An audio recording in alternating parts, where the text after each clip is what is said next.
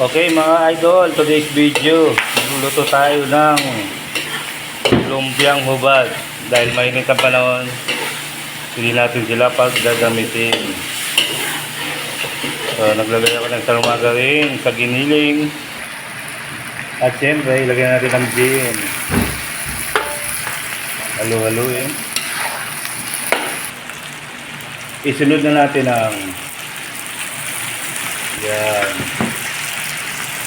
yan po ang ubod fresh from the market. Alright, isunod na natin ang carrots at sayote. Okay, maglagay tayo ng isang basong tubig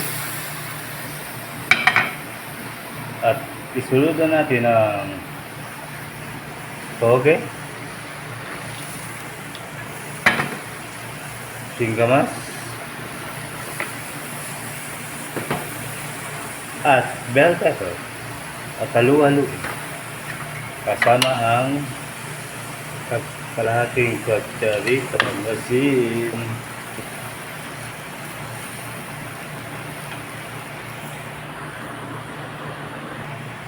Okay, lagyan natin ng magic sarap, pepper for taste.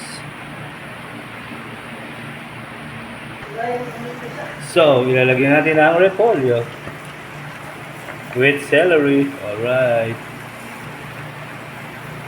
Halu-haluin din natin yan mga lodi. At ayan na po, ilalagay natin ang oyster sauce.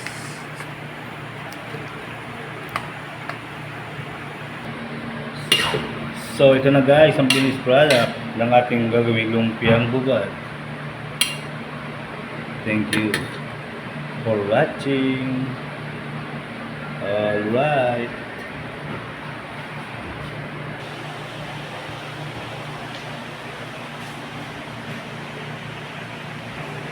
Ayan po, mayroon din tayong chicken na pitada.